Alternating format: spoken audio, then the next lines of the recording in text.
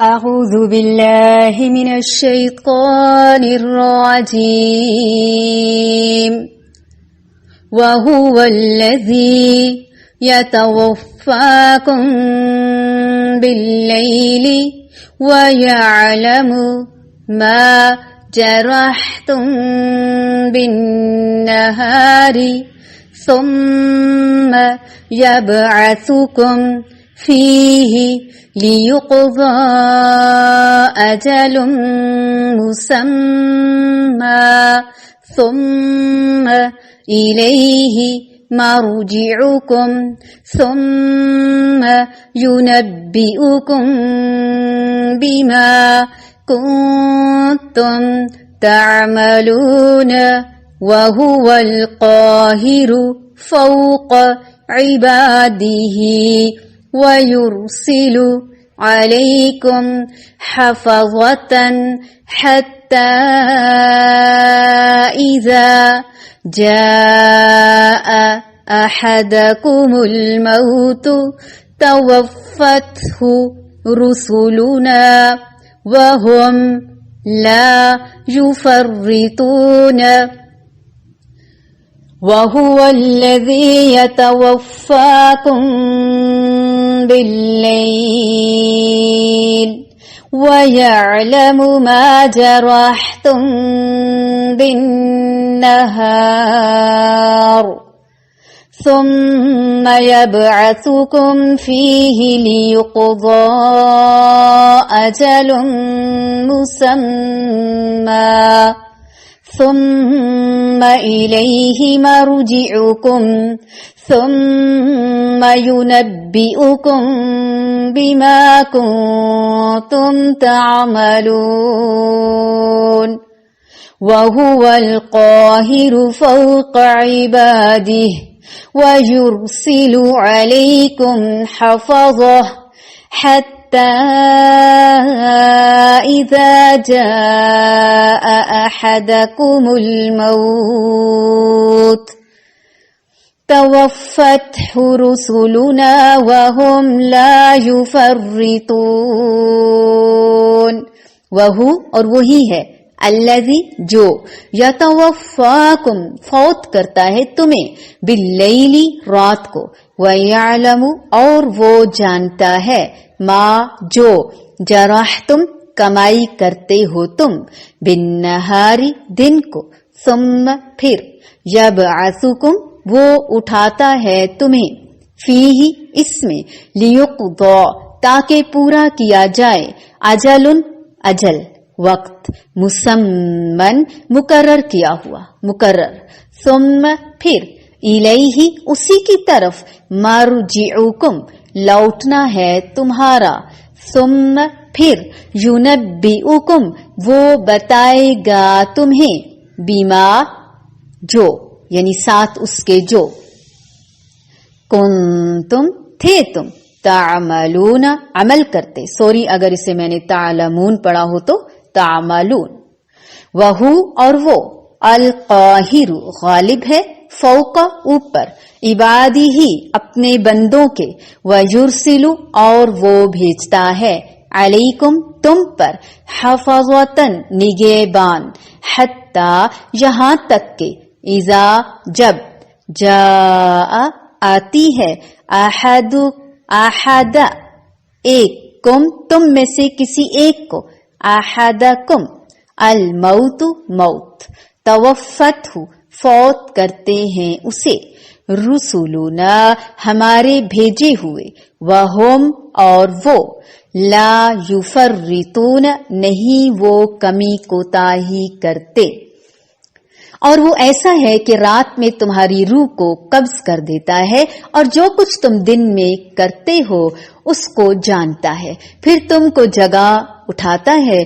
تاکہ میعاد معین تمام کر دی جائے پھر اسی کی طرف تم کو جانا ہے پھر تم کو بتلائے گا جو کچھ تم کیا کرتے تھے اور وہی اپنے بندوں کے اوپر غالب ہے، برتر ہے اور تم پر نگہداشت رکھنے والے بھیجتا ہے، یہاں تک کہ جب تم میں سے کسی کو موت آ پہنچتی ہے اس کی روح ہمارے بھیجے ہوئے فرشتے قبض کر لیتے ہیں اور وہ ذرا بھی کوتاہی نہیں کرتے۔ یہاں نیند کو وفات سے تعبیر کیا گیا ہے، اس لیے اسے وفات اصغر اور موت کو وفات اکبر کہا جاتا ہے۔ یہ ہم سورۃ آل عمران میں بھی بہت ڈیٹیل کے ساتھ پڑھ چکے ہیں۔ یعنی دن کے وقت روح واپس لوٹا کر زندہ کر دیتا ہے، اور یہ سلسلہ شب و روز اور وفات اصغر سے ہمکنار ہو کر دن کو پھر اٹھ کھڑے ہونے کا معمول انسان کی وفات اکبر تک جاری رہے گا۔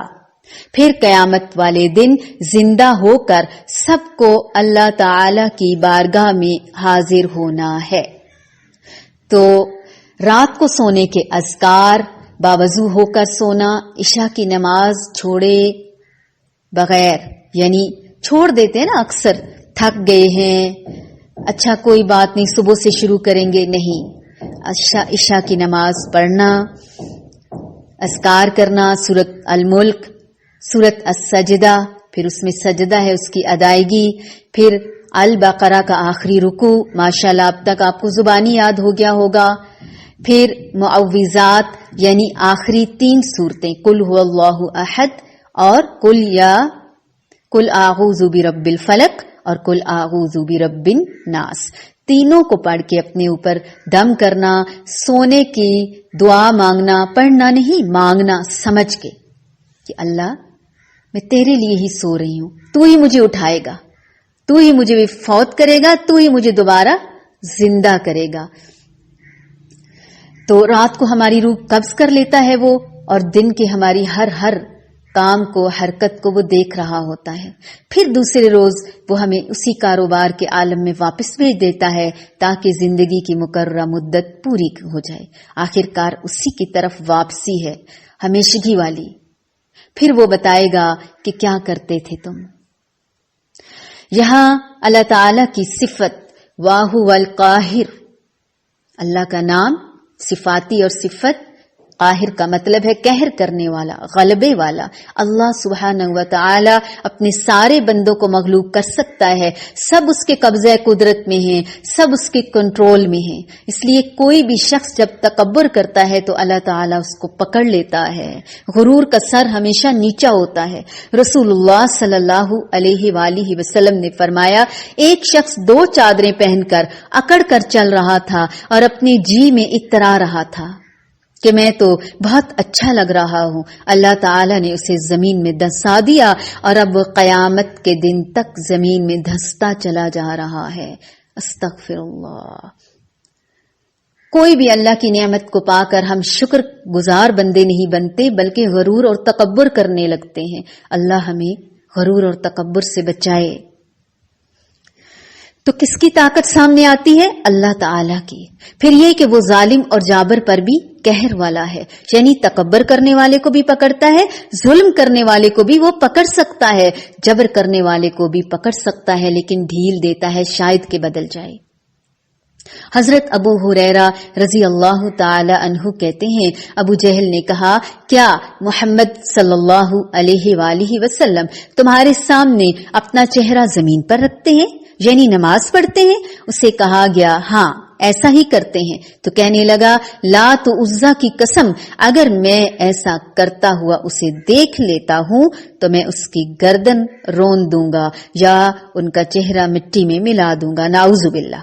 بس وہ رسول اللہ صلی اللہ علیہ وآلہ وسلم کے پاس آیا۔ آپ صلی اللہ علیہ وآلہ وسلم نماز ادا کر رہے تھے، اس ارادے سے کہ وہ آپ کی گردن کو روندے۔ جب وہ آپ کے قریب آیا تو اچانک اپنی ایڑیوں پر واپس آ گیا، یعنی قریب آ کر پچھلے قدموں واپس لوٹا اور اپنے دونوں ہاتھوں سے کسی چیز سے بچ رہا تھا۔ پوچھا گیا، تجھے کیا ہوا؟ اس نے کہا، میرے اور ان کے درمیان آگ کی خندق تھی اور بازو تھے۔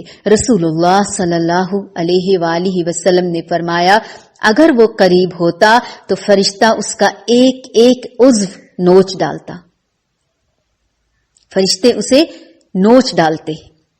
इससे पता ये चलता है कि अल्लाह ताला दीन के दुश्मनों को, अपने दुश्मनों को अगरचे आजादी दिए हुए हैं, लेकिन एक हद तक, और उसके आगे अल्लाह ताला ही का कंट्रोल है। वो अल काहिर है, जिसका मुकम्मल कंट्रोल है। अल काहिर कौन होता है? वो होता है जो मुकम्मल इख्तियारात का मालिक होता है। इसलिए कभी भी इंसान को जुल्म नहीं करना चाहिए, कभी भी अपने आप को मादर पिदर आजाद नहीं समझना चाहिए। वाहुवल काहिरु फौक इबादी, और वो अपने बंदों पर पूरी कुदरत रखता है। वयुरसिलु अलैकुम हफजा, और तुम पर निगहबान भेजता है, किरामन कातिबीन, जो सुबह से शाम और शाम से सुबह तक के तुम्हारे आमाल को लिख लेते हैं। यहां तक कि जब तुम में से किसी के मौत का वक्त आता है तो हमारे भेजे हुए उसे फौत कर लेते हैं, और वो कुछ भी कमी नहीं करते। जैसा हुक्म मिलता है वैसे ही कर गुजरते हैं, पूरी पूरी जान निकाल कर ले जाते हैं, और इंसानों के गलबे और कहर से बाहर होते हैं। वो बैठे होते हैं, अपना काम कर रहे होते हैं, घंटों बैठे होते हैं, लेकिन तुम में से कोई उन्हें देख नहीं सकता और ना किसी को उनसे छुड़ा सकता है। यहां तक कि जब तुम में से किसी एक को मौत का वक्त आ जाता है तो उसके भेजे हुए फरिश्ते उसकी जान निकाल लेते हैं और अपना फर्ज बखूबी पूरा करते हैं, जरा भी कमी बेशी कोताही नहीं करते। मौत की तैयारी हम इन आयात की वजह से, इन आयात के जरिए करते हैं, ताकि जब हमें हमारे फरिश्ते लेने आए तो हम कहें अब और देर नहीं करो, हमसे इंतजार नहीं होता। मोमिन के लिए तो ये दुनिया कैद खाना है, पिंजरा है, मुझे आजाद कर दो। खुशी खुशी अल्लाह से मुलाकात के लिए जाता है। अल्लाह करे कि हमने खुद को पाक साफ कर लिया हो, धो धा लिया हो। वहुवल्लज़ी यतवफ़्फ़ाकुम बिल्लैलि वयअलमु मा जरहतुम बिन्नहार ثم يبعثكم فيه ليقضى أجل مسمى ثم إليه مرجعكم ثم ينبئكم بما كنتم تعملون وهو القاهر فوق عباده ويرسل عليكم حفظه حتى إذا جاء أحدكم الموت توفته رسلنا وهم لا يفرطون